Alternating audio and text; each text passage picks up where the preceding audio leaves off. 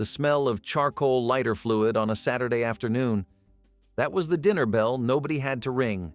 One bag of briquettes, a dented kettle grill from the hardware store, and whatever cost the least at the market. That was a summer cookout when you were cooking for one. No guest list, no marinated anything. Just a plate made outside because the kitchen was unbearable and the evening was too nice to waste indoors. Number 14 on this list fed a person for 3 days on a single packet of ground beef and some aluminum foil.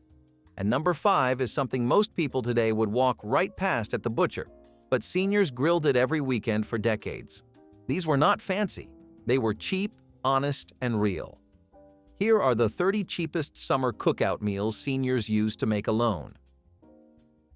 Number 30, grilled turkey legs. The grocery store sold them cheap because nobody wanted them. A turkey leg was too big for a sandwich and too awkward for a fork. But on a grill, slow cooked over low coals for about an hour, basted with nothing but melted butter and a dusting of seasoned salt, it turned into something worth sitting outside for. One leg was a full meal. No sides required. The bone held the meat together while it cooked, the skin turned crispy and dark, and the flavor was deeper than any chicken drumstick ever managed. A senior living alone could buy 2 legs for under $1 and eat for a full weekend. That was the kind of math that made summer worth cooking through. Number 29, foil-wrapped sweet potatoes cooked right in the coals. No prep, no slicing. You washed the potato, wrapped it in a double layer of aluminum foil, and buried it in the hot coals at the edge of the grill. 45 minutes later, you pulled it out with tongs, peeled back the foil, and split it open with a fork. The inside was soft enough to eat with a spoon. A pat of margarine, a little salt, and that was supper. Some people added brown sugar. Most did not bother. The potato was already sweet enough on its own. It cost almost nothing, and it filled you up on a warm evening when real cooking felt like too much effort. Before I go any further on this list, this one is for the folks who have been asking for more of these old recipes all gathered in one place.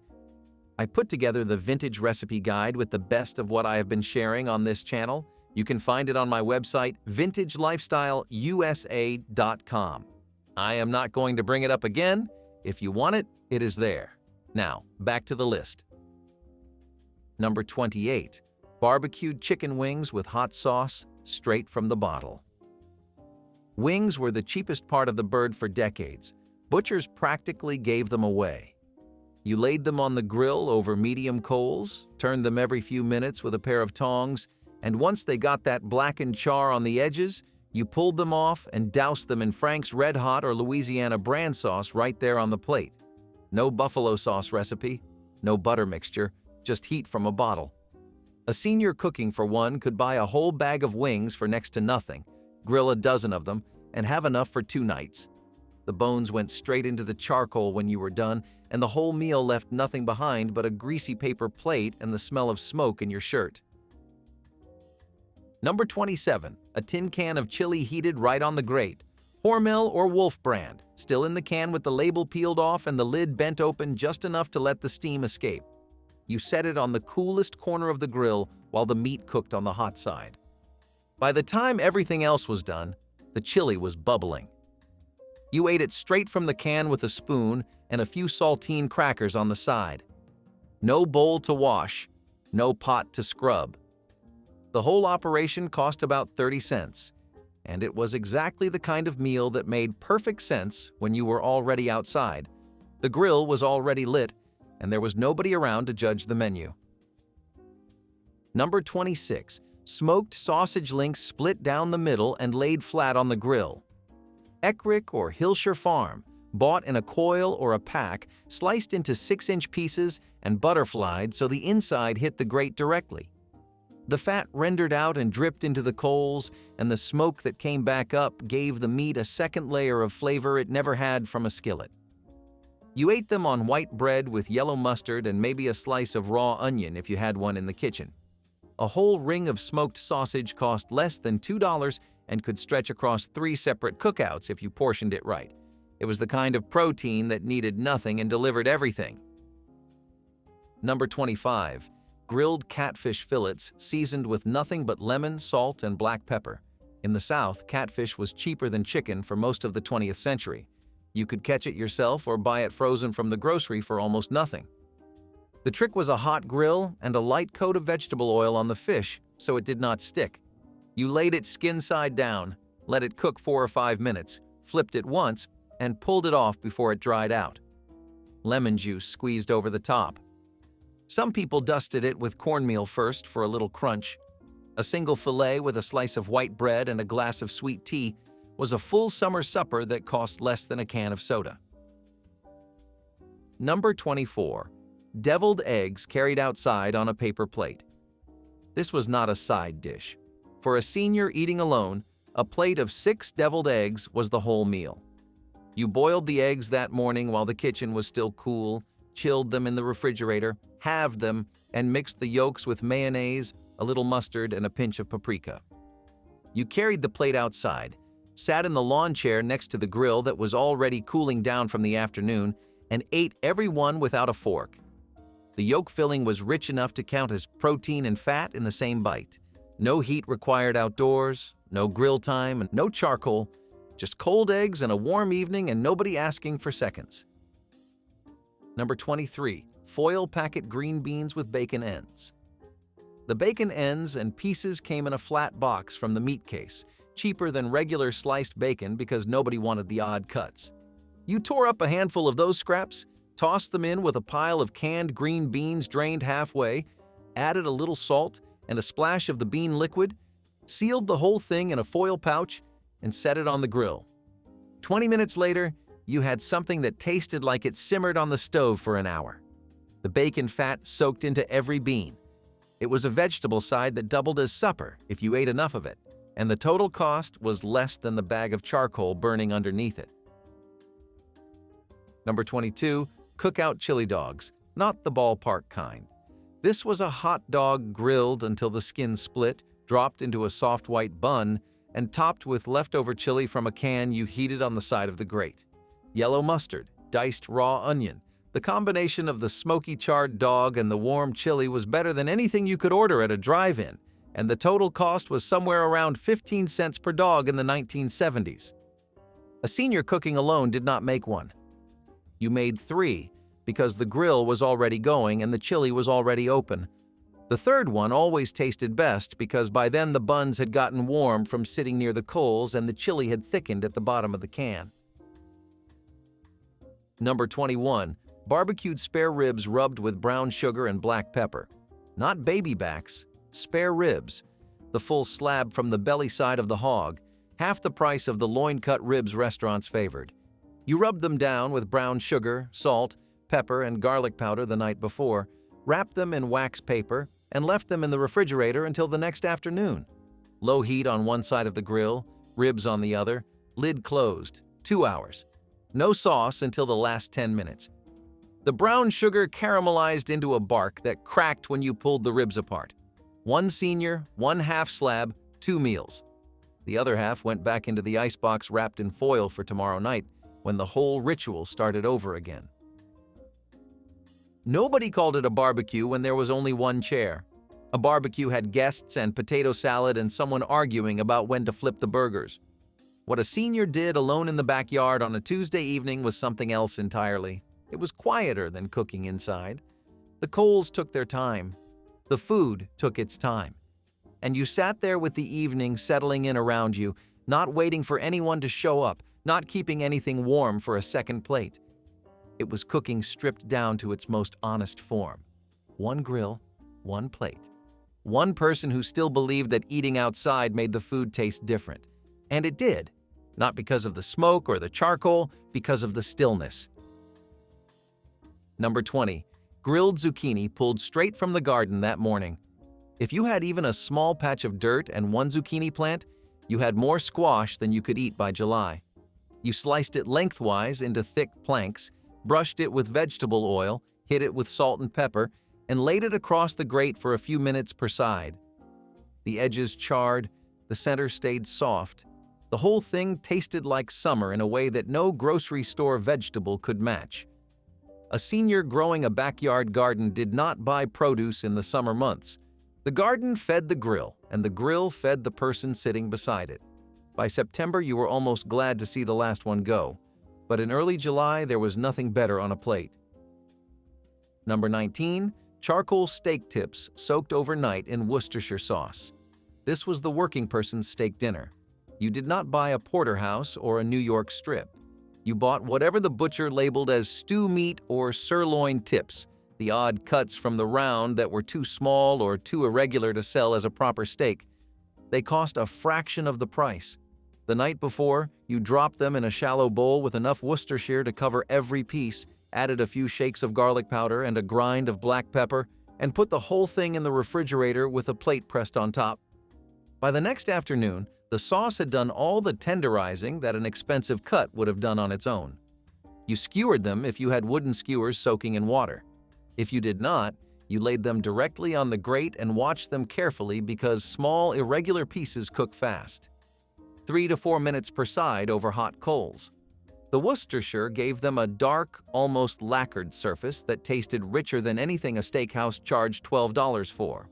Served on a paper plate with a piece of white bread to soak up whatever juice was left, and maybe a sliced tomato from the garden if it was August.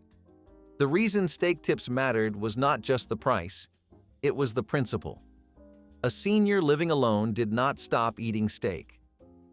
They found a way to keep eating it without pretending they could afford the cut wrapped in butcher paper with a handwritten price tag. Tips were a quiet declaration that you were still somebody who sat down to a real meal, even if nobody was sitting across from you.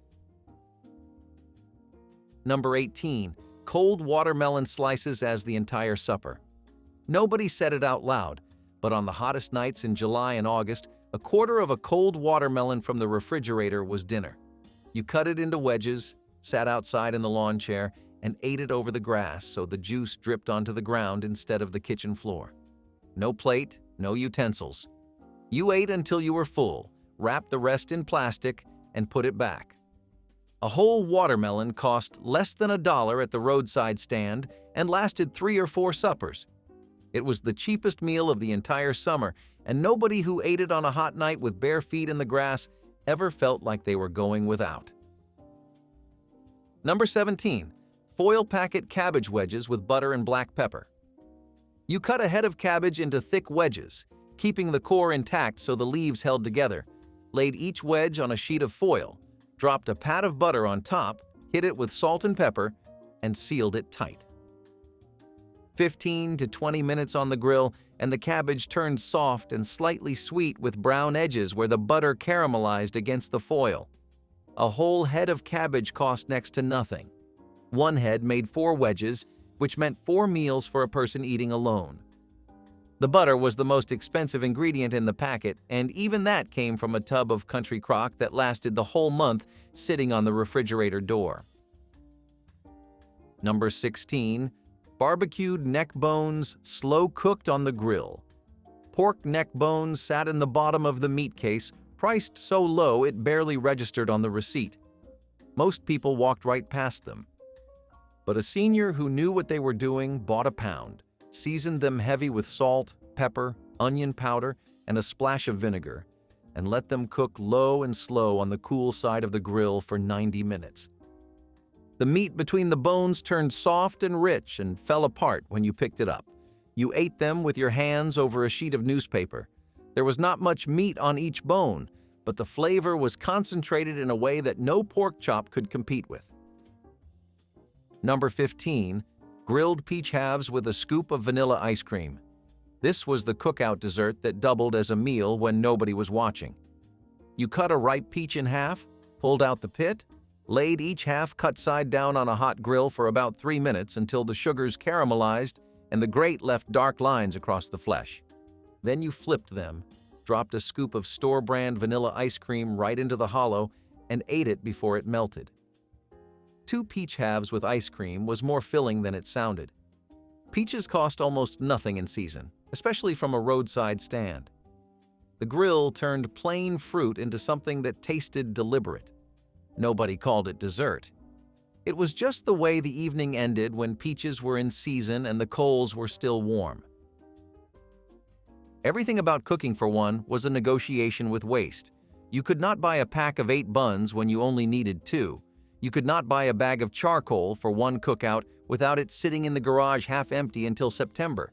So you learned to stretch. You cooked enough for tonight and tomorrow. You kept the coals burning long enough to heat a side dish after the main course came off.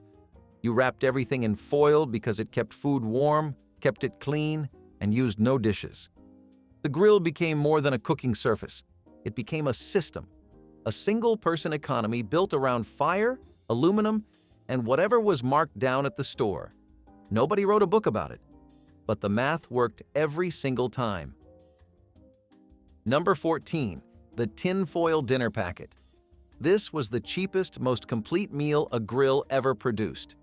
You took a sheet of heavy-duty aluminum foil, laid down a handful of ground beef patted flat, added sliced raw potatoes, sliced carrots, a few rings of onion, salt, pepper, and a tablespoon of butter. You folded the foil over the top, crimped the edges tight, and set the whole packet on the grill over medium coals for 30 to 40 minutes. When you opened it, everything had steamed and roasted inside its own sealed environment. The beef juices ran into the potatoes. The carrots softened in the butter. The onion nearly dissolved. A pound of ground beef, 3 potatoes, 2 carrots, and half an onion. That was the grocery list. The total was under $1 well into the 1980s, and the meal was as complete as anything at a family restaurant. Meat, starch, vegetable, and fat, all in one sealed pouch that needed no pots, no pans, and no cleanup beyond throwing the foil away. The tinfoil dinner had roots in campfire cooking going back generations, but by the 1960s and 1970s, it had become the standard solo cookout meal for anyone who wanted a hot dinner without the production of a full kitchen. Seniors who cooked alone knew this recipe by feel. They never measured. They laid out the foil, built the packet, walked away for half an hour, and came back to a sealed dinner waiting on the grate. Number 13, smoked chicken leg quarters cooked low and slow with the grill lid down. Leg quarters were sold in 10-pound bags for practically nothing. The dark meat held up to long cooking without drying out the way a breast would.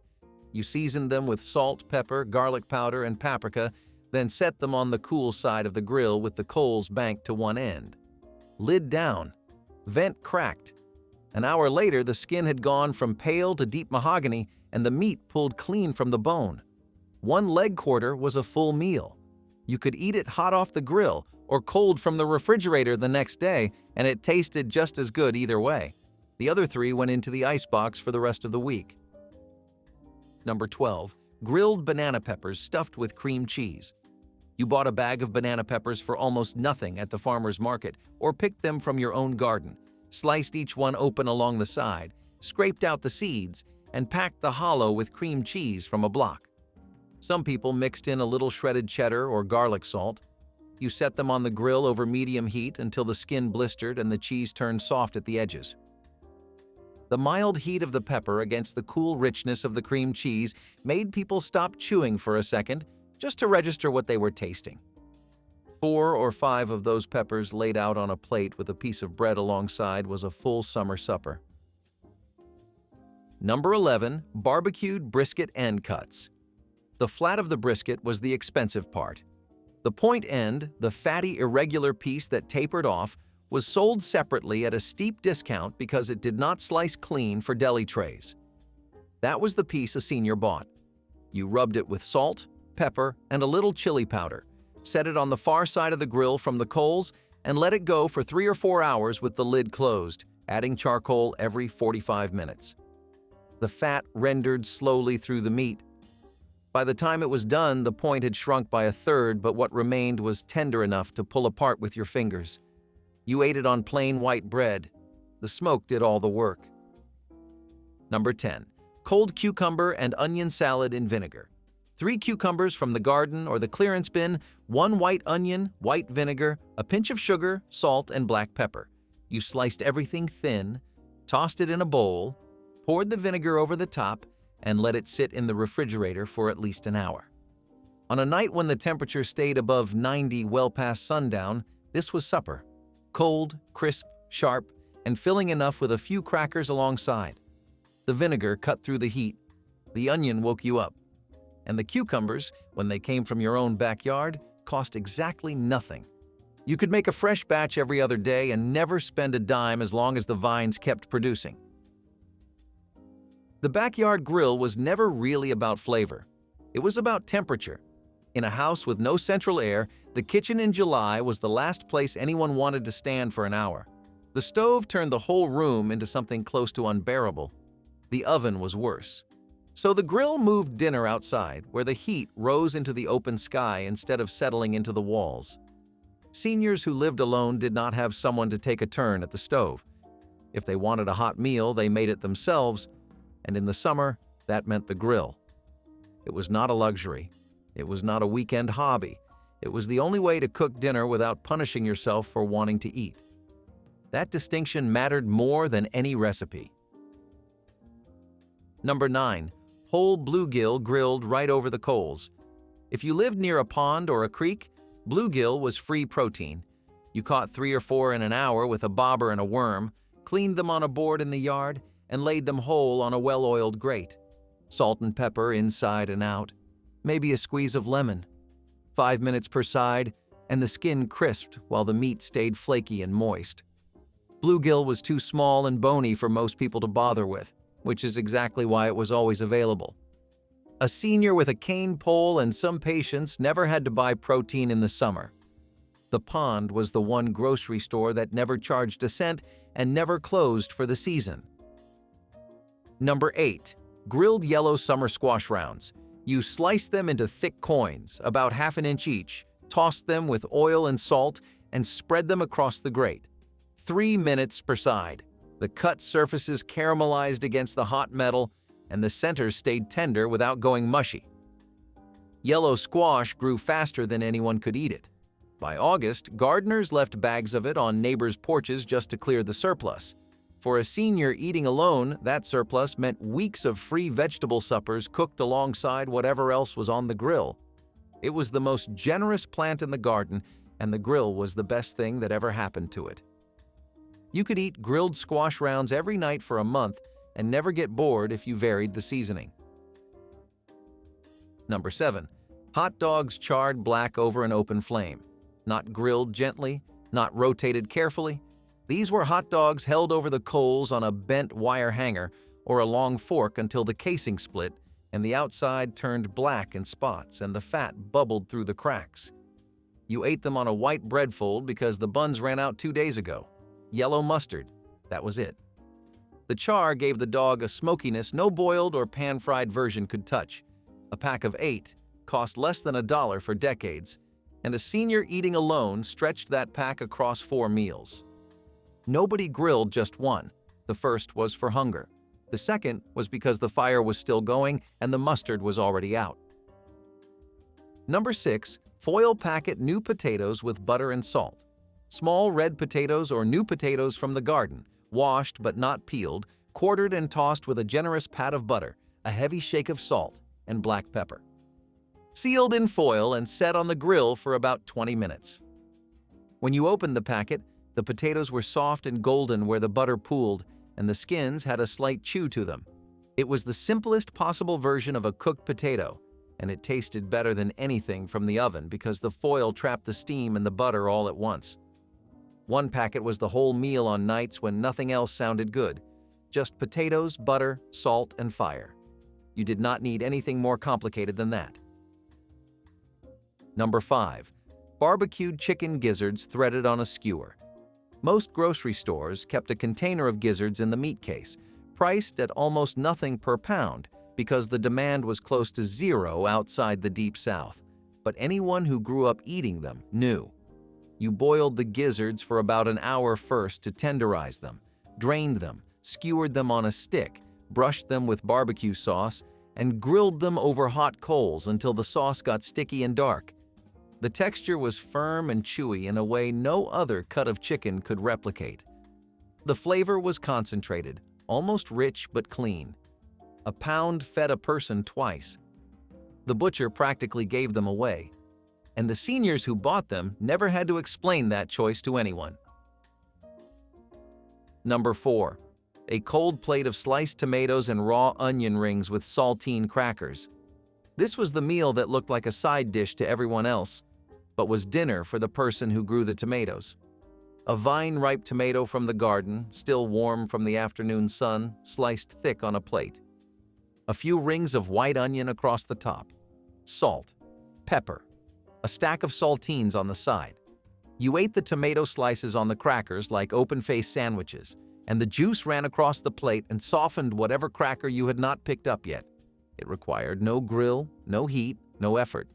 It existed because the garden was ready, and the person eating had the good sense to leave it alone. Number 3. Barbecued pig's feet cooked low and slow. This was a meal that divided people sharply. You either grew up eating them, or the sight of them sent you the other direction.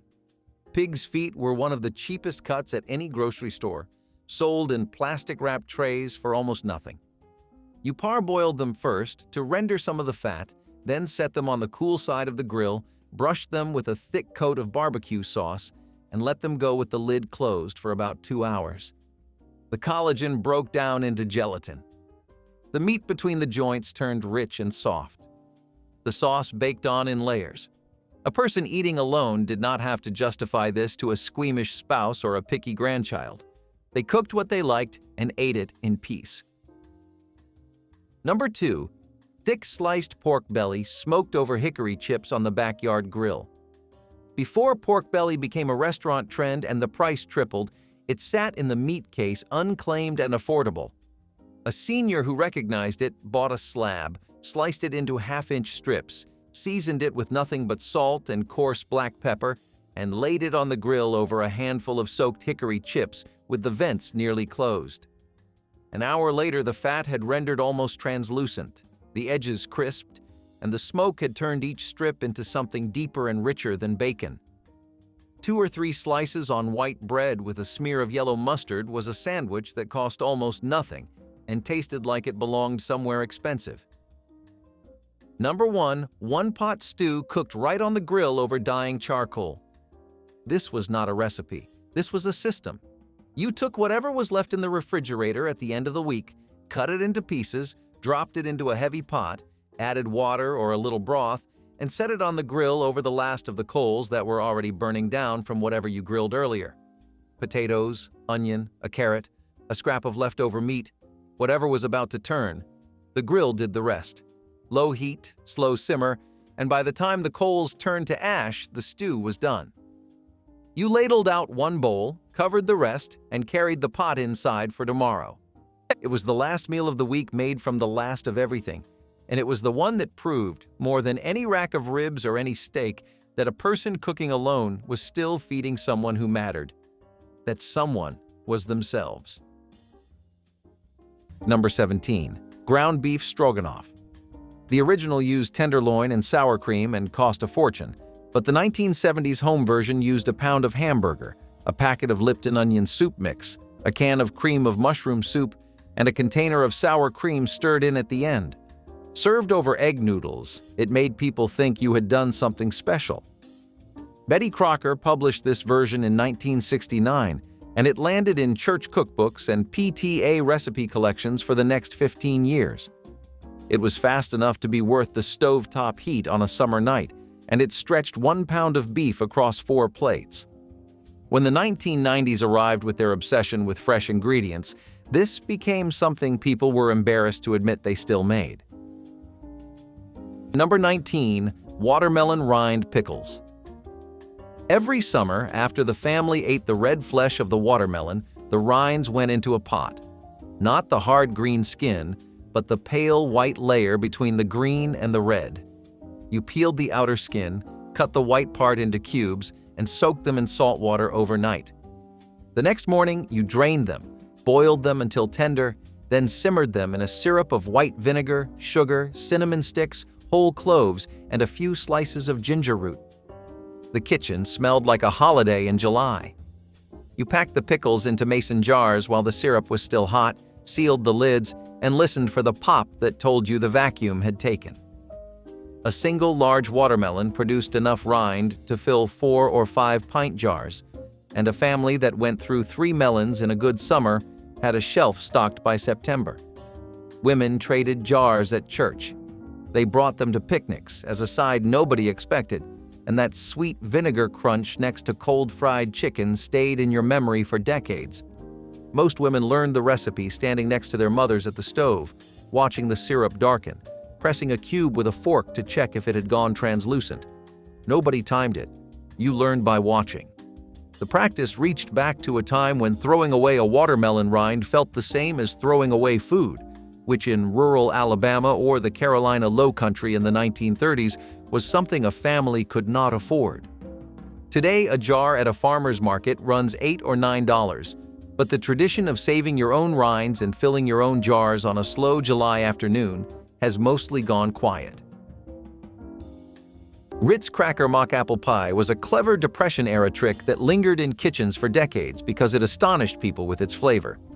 The recipe called for Ritz crackers layered in a pie crust, then covered with a syrup made of sugar, lemon juice, and cinnamon. When baked, the crackers softened into layers that resembled apples in both taste and texture. It fooled countless guests who swore it was apple pie, even though no apples were inside. During hard times, when fruit was expensive or unavailable, this pie gave families the joy of dessert without the cost. Later, it became something of a novelty dish, appearing at potlucks and picnics where it sparked conversation. Children marveled at the idea that crackers could turn into pie filling. Adults appreciated the thrift and ingenuity it represented, a memory of making do with little. Though it seems odd now, it once embodied the spirit of resourcefulness that defined entire generations. Mock apple pie wasn't just dessert. It was proof that a little creativity could sweeten life even in the hardest years. Number 13. Macaroni and tomato supper. You boiled elbow macaroni, drained it, and stirred in a can of stewed tomatoes with a pat of butter and a little sugar. That was the whole thing. Some families crushed the tomatoes with a fork right in the pot. The sugar cut the acid and made it sweet enough that kids ate it without argument. In small towns from Tennessee to the Ozarks, macaroni and tomatoes was a twice-a-week supper that nobody considered unusual, especially in the summer when the garden tomatoes were coming in faster than you could use them. It was filling, it was warm, and it used two pantry staples that never ran out. The dish has no comeback story and no food blogger championing it. It is simply gone. Number 9. Homemade Chex Party Mix. Corn Chex, wheat Chex, pretzel sticks, mixed nuts, a stick of melted butter, and a generous pour of Worcestershire sauce, tossed on a sheet pan and baked low and slow until every piece was toasted and coated in that salty glaze. Your mother made a double batch because a single recipe disappeared in one afternoon. She packed it in a brown grocery bag, and by the time you parked, the bag had grease spots along the bottom. You ate it by the handful, standing around the cooler, licking the seasoning off your fingers. Ralston Purina printed the recipe on the cereal box for years. The commercial version in the foil bag came later and killed the homemade batch for good. Once you could grab a bag off the shelf for $2, nobody stood over a hot oven in July, stirring cereal on a sheet pan. The recipe is still on the box, but the brown grocery bag with the grease spots at the bottom has not ridden to a picnic in decades. Pineapple upside-down cake was the showpiece of many summer gatherings, its glossy rings of pineapple and bright red cherries turning every slice into a piece of art. It began with pineapple slices arranged neatly in the bottom of a pan, topped with maraschino cherries and sprinkled with brown sugar. Cake batter was poured over, and when baked and flipped, the caramelized fruit sat proudly on top. The golden, sticky surface made the dessert as eye-catching as it was delicious. It became a symbol of hospitality, something a hostess could serve with pride to family and friends. The combination of sweet pineapple, chewy cherries, and fluffy cake was tropical and festive, making it especially suited to warm months. For many children, it was the first fancy cake they saw baked at home, a dessert that looked far harder to make than it really was. Today, it is seen less often, but it once held a central place at summer cookouts and holiday picnics. Pineapple upside-down cake was a dish that brought smiles before anyone even tasted it, and its memory is as bright as its colors. Number 21. Summer sausage and cracker plate. You sliced a log of Hickory Farm summer sausage into thin rounds, laid them out next to a sleeve of Ritz crackers and a few slices of Colby cheese, and called it supper. Maybe some pickles from a jar. Maybe not.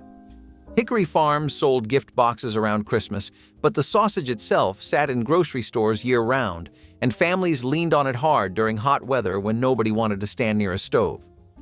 Cold, salty, satisfying, and ready in 3 minutes flat. The idea of calling sliced meat and crackers a real supper sounds almost radical now, but in 1975 it was just a normal Thursday. Number 20. Cold fried chicken wrapped in wax paper. This was the centerpiece of every family picnic in the early 1960s, but you did not eat it hot. You fried it the night before or at 5 in the morning, let it cool on a wire rack, then wrapped each piece in wax paper and packed it standing up in a brown paper bag. The coating set firm as it cooled, and by noon it had a crust that gave a quiet snap when you took a bite. Thighs and drumsticks were the picnic pieces. Breasts dried out. Most women seasoned the flour with salt, pepper, garlic powder, and a touch of cayenne, and the fat came from a coffee can of saved drippings or a tin of Crisco in a cast-iron skillet. The chicken traveled without a warming tray. You pulled it from the paper and ate it with your hands, and it tasted exactly the way summer was supposed to. Cucumber cream cheese finger sandwiches were once a staple of garden parties, church socials, and luncheons where something light and cooling was called for. Thin slices of soft white bread were spread with a layer of cream cheese or herbed spread, then filled with crisp cucumber slices cut as thin as possible. The crusts were trimmed away, and the sandwiches cut into neat triangles or rectangles, making them easy to serve on trays. They weren't just food, they were a symbol of refinement and care, even when made with very simple ingredients. During hot summers, they were a refreshing option when heavier foods felt out of place. Children often encountered them at weddings or community teas, where the grown-ups shared elegant bites that looked far removed from everyday meals. The cool cucumber with creamy cheese made a combination that was delicate yet satisfying. Today, they've mostly disappeared except in a few traditional settings, but for those who grew up with them, the sight alone brings back memories of polished tables and neighbors gathered for special occasions. Number 12. Macaroni salad supper. You boiled a box of elbow macaroni, drained it, and tossed it with mayonnaise, diced celery, chopped hard-boiled eggs, sweet pickle relish, and a heavy shake of paprika on top. You covered the bowl and set it in the refrigerator until supper, and when the time came, you scooped it onto plates next to sliced tomatoes or cold cuts and called it done. In the 1970s, this was not a side dish at a cookout. It was the whole meal on a Thursday night when the kitchen was 90 degrees and nobody wanted to fight about it. The bowl lasted 3 days and tasted better each time. Every family had a slightly different version, and every family believed theirs was correct. When Italian pasta salad arrived in the 1980s with vinaigrette and sun-dried tomatoes, the mayonnaise version stepped aside without a word. Number 16. Sweet pickled peaches. You bought cling peaches in heavy syrup, drained the liquid, and simmered the halves in a fresh mixture of white vinegar, sugar, cinnamon sticks, and whole cloves until the syrup thickened and the fruit turned a deep amber gold. Some women poked 3 or 4 whole cloves directly into each peach half so they looked like tiny pincushions sitting in the jar. You served them cold, straight from the refrigerator, as a side dish next to the meat. The sweetness cut through the salt of the fried chicken and the bite of the mustard on the sandwiches in a way that nothing else on the blanket could match. Every Southern grandmother had a version on the pantry shelf, lined up next to the pickled okra and the bread and butter pickles. Sweet pickled peaches were a fixture at holiday tables and summer spreads from the 1940s straight through the end of the 1960s. The tradition of spicing them yourself and bringing a full jar to a summer gathering is gone. Peach ice cream pie was a cooling treat that could turn the hottest day into something special, and families made it when peaches were ripe and ice cream was a rare indulgence. The recipe often started with canned peaches, sliced and layered into a graham cracker crust that was pressed together with butter and sugar. On top went softened vanilla ice cream, spread smoothly until it filled the crust, and sometimes a swirl of whipped topping for extra lightness. The whole pie was tucked into the freezer, transforming into a chilled dessert that could be sliced like cake. At picnics, when coolers were opened and slices of peach ice cream pie appeared, it felt like luxury without being expensive. It was also clever because it avoided baking, making it perfect for hot kitchens in the summer months. Families would take pride in serving it to guests, knowing it looked beautiful and tasted refreshing without much fuss. For children, the creamy sweetness combined with the burst of peach flavor was unforgettable. Number 19. Impossible Cheeseburger Pie. Bisquick printed this recipe on the back of the box sometime in the late 1970s, and it became one of the most clipped recipes in the country almost overnight. You browned a pound of ground beef with chopped onion, spread it across the bottom of a greased pie plate, laid sliced tomatoes and shredded cheddar on top, and poured a thin batter of Bisquick eggs and milk over everything. The batter sank to the bottom during baking and formed its own crust. That was the trick that made people clip it out and tape it to the inside of a cabinet door. No rolling pin, no pie dough, no pastry skill of any kind. You poured liquid into a dish and the oven did the rest. The pie baked for about 25 minutes and came out golden brown on top with a soft, custardy crust underneath that held together just well enough to slice into wedges. You could add whatever was sitting in the vegetable drawer: green peppers, canned mushrooms, a handful of frozen broccoli left over from Sunday. But the original called for nothing beyond beef, cheese, tomato, and the Bisquick batter, and most families never saw a reason to change it. On a summer evening when the idea of standing in a hot kitchen felt like punishment, this pie gave you 10 minutes of prep and then 25 minutes of doing absolutely nothing while the oven worked. It came out looking like you had spent an hour. Kids ate it without a word of protest, and the leftovers were just as good cold the next day, straight from the refrigerator.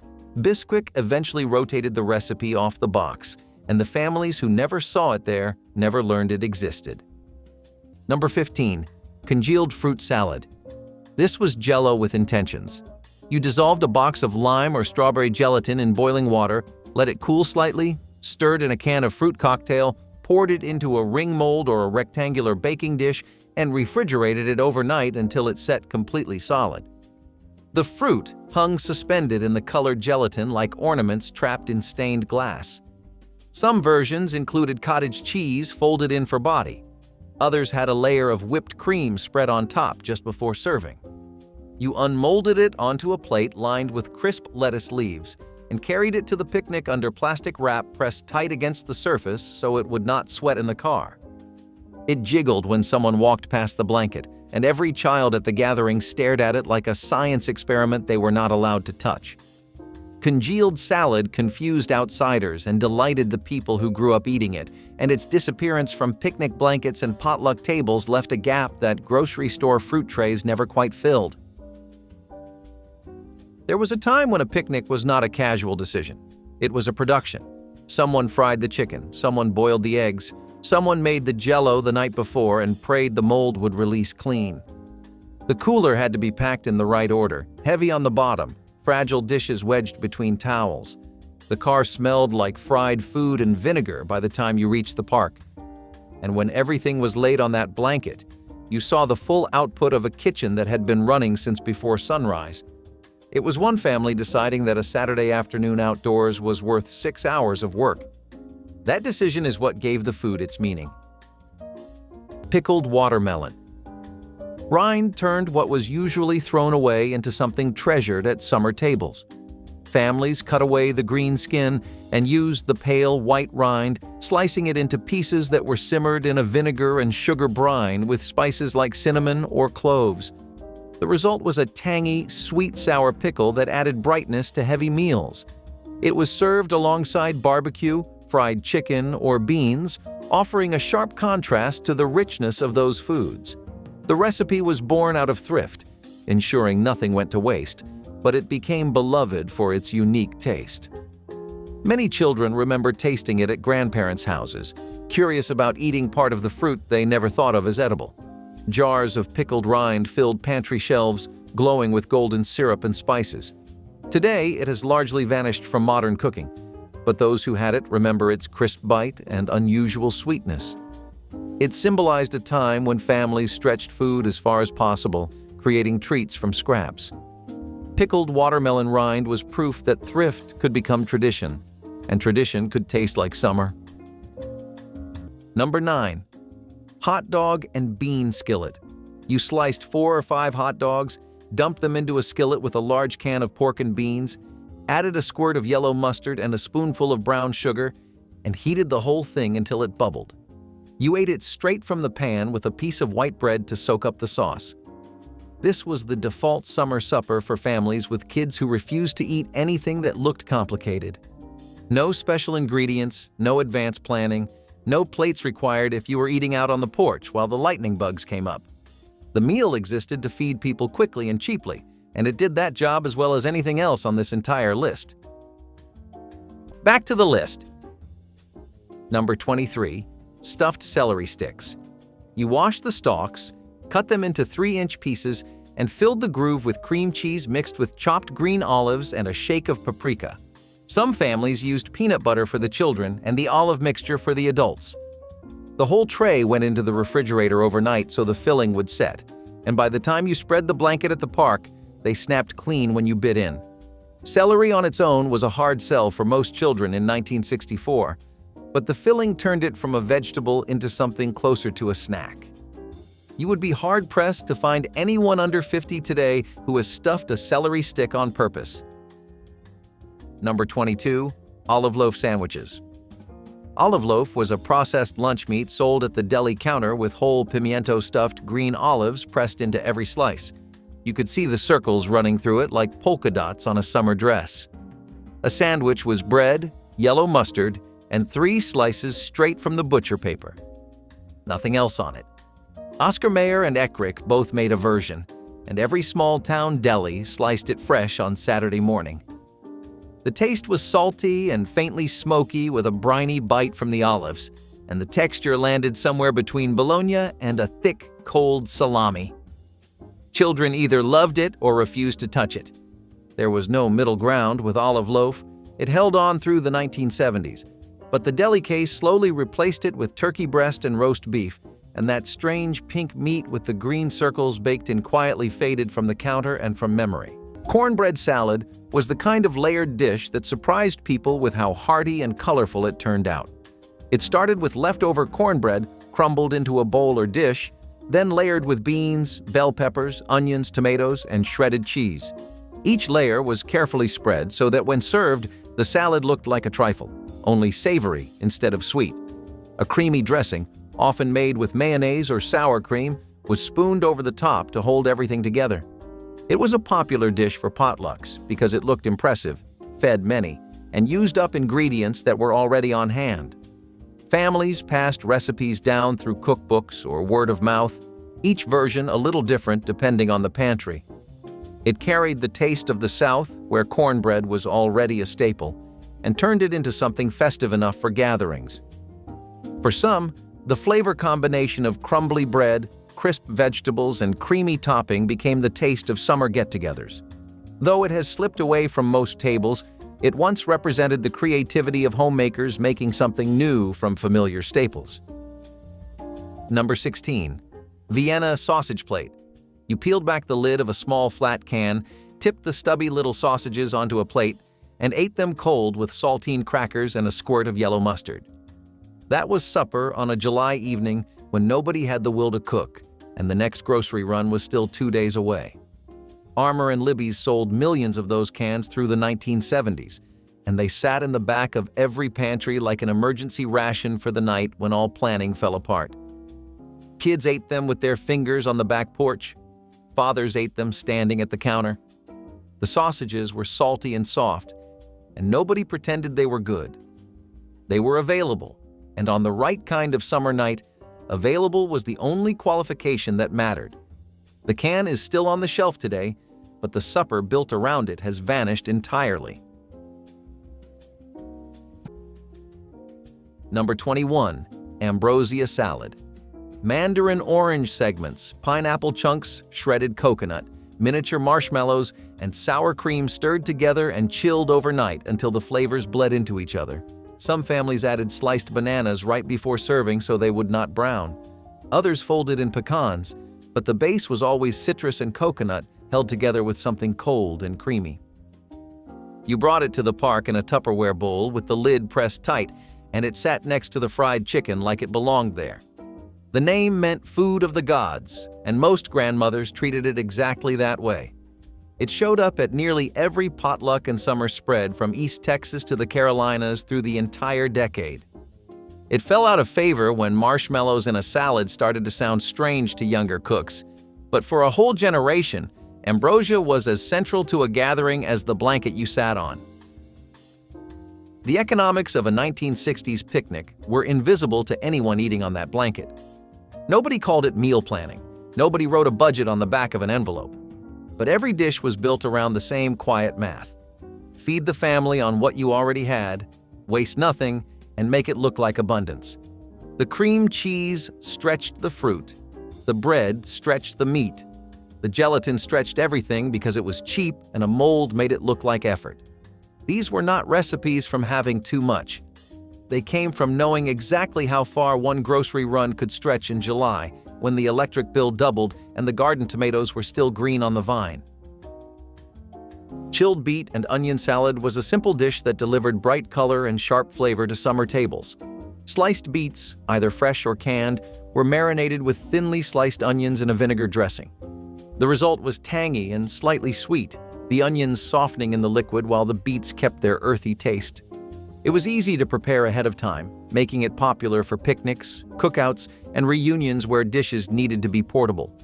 Families stored jars of it in the refrigerator, pulling it out as a side to balance heavier meats and casseroles. It became a reliable way to add freshness to a spread, and its vibrant color made it stand out on plates. For children, it was sometimes a dish they wrinkled their noses at, but grew to appreciate with age. Though it has faded from everyday cooking, this salad once carried the spirit of resourceful summer meals made with garden vegetables. Number 10. Egg salad plate. You hard-boiled half a dozen eggs, mashed them with mayonnaise, yellow mustard, and a little celery salt, and served a big scoop on a lettuce leaf with sliced tomatoes and crackers on the side. No cooking beyond boiling the eggs. No time spent in a sweltering kitchen.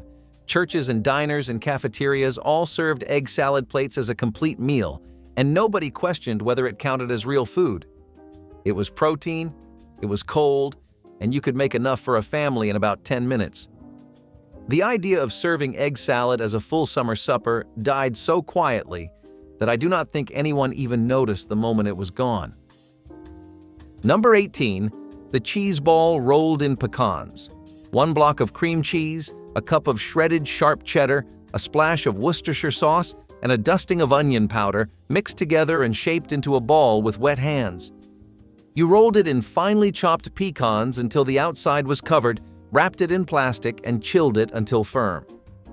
It sat on a cutting board at the picnic with a butter knife stuck in the top, and people tore pieces off between bites of everything else. Every hostess in the 1960s had her own version. Some added hot sauce. Others mixed in crumbled bacon. The cheese ball was never the main event. It was the thing you ate while you waited for the plates to get passed around, and that waiting was half the picnic. You will not find one on a blanket at the park anymore. Store-bought cheese logs and plastic tubs of pimento dip replaced it, and nobody bothers to shape one by hand when a sleeve of crackers and a grocery store container do the job in seconds.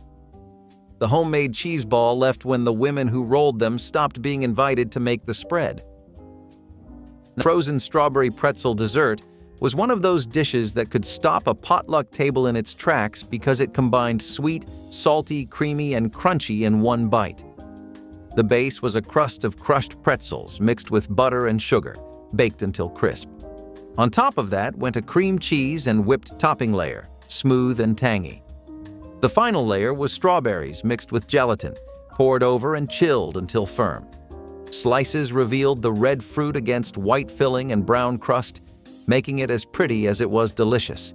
It was refreshing, playful, and perfectly suited to warm weather. Families loved how it balanced richness with lightness, making it stand out among cakes and pies. It traveled well in pans, which is why it became a mainstay at church socials and reunions. Many children's first memory of it is sneaking back for a second square because the salty pretzel base was irresistible with the strawberry topping. Though not common anymore, it remains an example of mid-century creativity where ordinary pantry items came together in unforgettable ways. It was summer sweetness with a twist of salt. Number 25. 7-layer salad supper.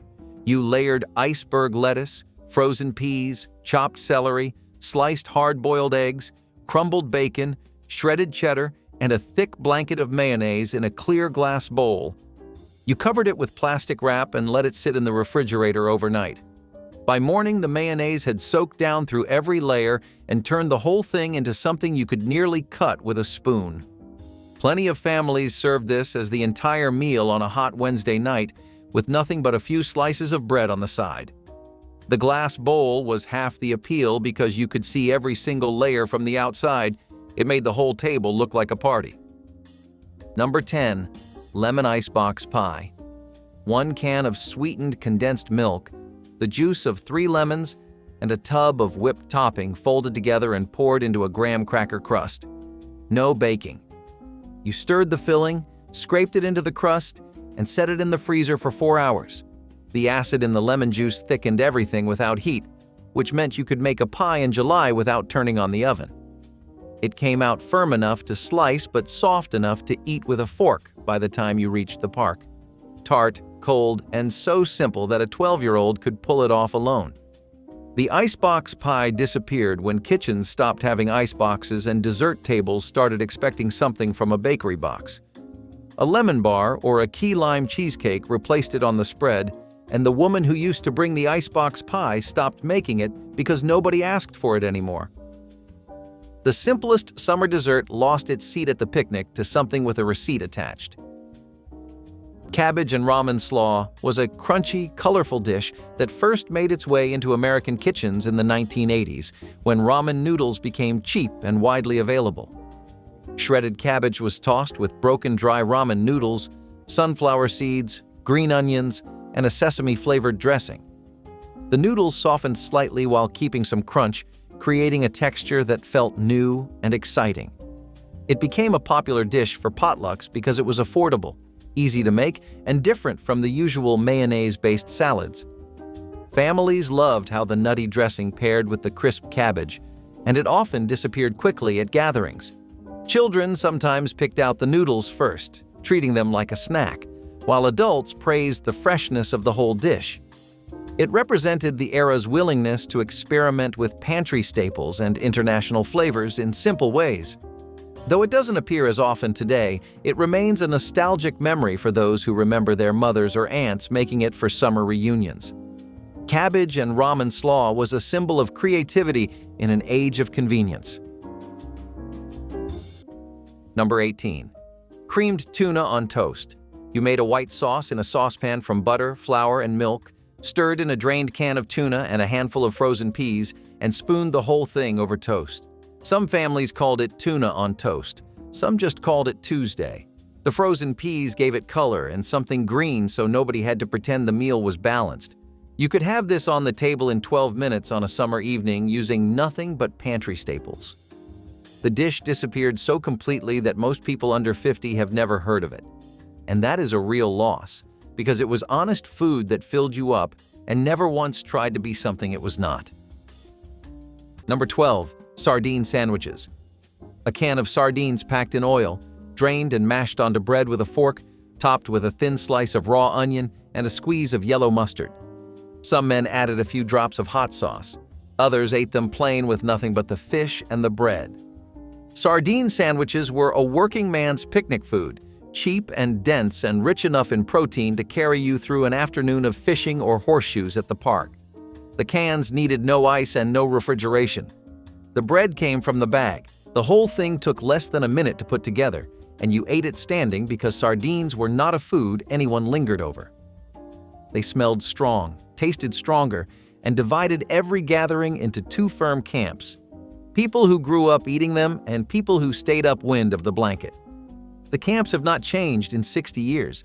The sandwiches just stopped showing up. Baked bean casserole with hot dogs was the kind of dish that defined casual cookouts, combining sweetness, smokiness, and heartiness in one pan. Canned baked beans were poured into a casserole dish, sliced hot dogs laid over the top, and sometimes onions or brown sugar were added before baking. The beans thickened in the oven, the hot dogs browned slightly, and the flavors mingled into a meal that was as satisfying as it was simple. It was loved by parents because it was inexpensive and filled everyone up quickly. For children, it was fun to dig in and find hot dog pieces hidden in the beans, a little treasure in every spoonful. Families often made it when large groups gathered since it stretched easily and tasted even better reheated the next day. Today, it feels like a relic, but it once symbolized summer nights spent outdoors with smoky grills nearby and everyone gathered around a picnic table. Number 8. Pickle Loaf Sandwich. Oscar Mayer and Eckrich both sold this cold cut, a round disc of processed meat studded with chunks of sweet pickle and pimento that looked like confetti when you held a slice up to the light. You laid 2 pieces on white bread with yellow mustard and ate it cold. Children either loved it because it looked funny or refused to touch it because of the texture, and there was never a middle position. In small-town delis across the Midwest, pickle loaf sat in the glass case next to the olive loaf and the head cheese, and the woman behind the counter sliced it by hand on a cranked machine. The deli counter itself started vanishing in the 1990s when prepackaged lunch meat filled the cold case, and pickle loaf disappeared with it. You can still find it in a handful of butcher shops that remember what it is, but the sandwich it built is gone from nearly every kitchen in the country. Number 11. Deviled eggs carried in a special tray. You boiled the eggs that morning, peeled them under cold running water, sliced them in half lengthwise, and scooped the yolks into a bowl. The filling was mashed yolk, a spoonful of mayonnaise, a squirt of yellow mustard, sweet pickle relish, and a pinch of salt, all spooned back into each white half and finished with a shake of paprika across the top. Most families owned a molded plastic or ceramic deviled egg plate with oval indentations that cradled each half so nothing slid during the drive. You covered the tray in plastic wrap, set it flat on the back seat, and told the children not to put their feet near it. At the picnic, those eggs vanished first. Before the chicken, before the sandwiches, before anything else was unwrapped. The version you remember is gone. Not the eggs themselves, but the whole production around them. The dedicated tray riding in the back of a station wagon, the paprika shaken from a tin that lived in the same cabinet for a decade, the woman who started boiling water before the sun came up because she refused to bring anything store-bought. That ceremony does not exist anymore. Today they come pre-made from a deli container, and nobody rides 20 minutes with a ceramic plate balanced on a folded towel. The eggs survived. The ritual did not. Something happened between the 1960s, and now that is hard to name but easy to feel. Convenience solved a real problem. Nobody misses the 6 hours of cooking. Nobody misses worrying about mayonnaise in the sun. But the trade was not even. When the food got easier, the gathering got smaller. When the gathering got smaller, the reason to cook from scratch got harder to justify. A picnic in 1963 fed 12 people from one kitchen. A picnic today feeds 4 from a deli counter. The food is safer. The plates are disposable. And the memory is thinner because there is less to remember when everything came from a plastic container with a barcode on the lid. Frozen lemon soufflé was one of those desserts that seemed fancy but was actually wonderfully simple, making it a summertime favorite. Lemon juice and zest gave it brightness, while eggs and sugar were whipped until airy and folded together with cream. Instead of baking, the mixture was spooned into molds or ramekins and tucked into the freezer until firm. When served, the soufflé held its shape with a frosty texture that melted on the tongue. It was a dessert that cooled both the air and the mood on sweltering days. Hostesses loved bringing it out because it impressed guests without requiring the heat of an oven. The flavor was tart but refreshing, a perfect balance to heavier meals. For many children, it was their first taste of something that felt elegant, almost like restaurant food at home. Though forgotten in most kitchens now, frozen lemon soufflé was once a symbol of creativity and sophistication in hot weather desserts. Number 11. Spam and egg fry-up. You sliced Spam into thin rectangles and fried them in a hot skillet until the edges turned crispy and dark gold. Then you cracked 2 eggs into the same pan, scrambled them in the rendered fat, and served everything on a plate with toast. 7 minutes start to finish on a night when the heat had taken all ambition out of the house. Hormel sold more Spam in the 1970s than in any other decade, and a fair share of it ended up on supper tables rather than in lunchboxes. The combination of crispy fried meat and soft eggs cooked in pork fat was better than anyone wanted to admit. By the 1990s, Spam became a punchline, and the people who had eaten it every week stopped talking about it entirely. Number 8. The relish tray. A divided glass or ceramic dish with separate compartments for celery sticks, carrot sticks, black olives, green olives, sweet gherkins, bread and butter pickles, and radish roses. The radish roses alone took 20 minutes to carve with a paring knife. You soaked them in ice water so the petals curled open, and they sat in their compartment looking like tiny red flowers arranged between the pickles and the olives. Every item on the tray was cold, crunchy, and meant to be eaten with your fingers between bites of heavier food. The relish tray was the palate cleanser of the 1960s picnic, the quiet thing that kept your mouth refreshed between the fried chicken and the baked beans. It took planning, a sharp knife, and someone who believed that a spread on a blanket in the park deserved the same attention as a holiday dinner table. Nobody under 40 has carved a radish rose or arranged gherkins in a crystal dish. That tray is in a box at the thrift store now, and the whole ritual it stood for went with it. Chow Chow relish was one of those bright, tangy sides that seemed to appear on every summer table, even if people forgot where it first came from. Made from a mix of chopped vegetables like cabbage, peppers, onions, and sometimes green tomatoes, it was simmered down with vinegar, sugar, and spices until it became a sweet-sour condiment that could keep for weeks. Families canned it in big jars so they would have some on hand long after the harvest was over. At barbecues, it was spooned over hot dogs, hamburgers, or beans, instantly waking up the flavors. At home, it found its way into sandwiches or as a topping for simple dishes like cornbread. It was the kind of thrifty recipe that made use of whatever produce was left from the garden. Nothing wasted. Everything transformed. For kids, the taste was sharp but memorable, linking it forever to family cookouts and long evenings outside. Today, jars of Chow Chow are rarely seen in kitchens, yet for many, that first tangy bite brings back memories of community tables and sharing food with neighbors. It was more than relish. It was summer preserved in a spoonful. Number 15. Summer Squash Casserole. By July, the backyard garden was producing more yellow crookneck squash than any family could eat raw, and this casserole solved that problem. You sliced the squash thin, sautéed it with onions and butter, mixed it with beaten eggs and shredded cheese, and topped it with crushed Ritz crackers. It baked for 30 minutes and came out golden and bubbling. In the Deep South, this was the side dish that became the main course when you paired it with cornbread and a glass of iced tea. It showed up at every church supper and family reunion from May through September. Today, most people who still grow yellow squash just watch the extras pile up on the counter until they go soft, and nobody wants them. Number 17. Ribbon sandwiches. These were the showpiece of a church picnic spread, and the women who made them treated the work like carpentry. You took an unsliced loaf of white bread and an unsliced loaf of wheat, cut them lengthwise into flat slabs, and layered them with 3 fillings between alternating colors of bread.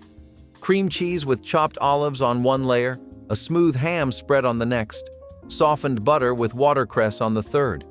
You pressed the stack under a heavy plate in the refrigerator for 2 hours, trimmed the crusts, and sliced crosswise so each piece showed clean stripes of white and brown.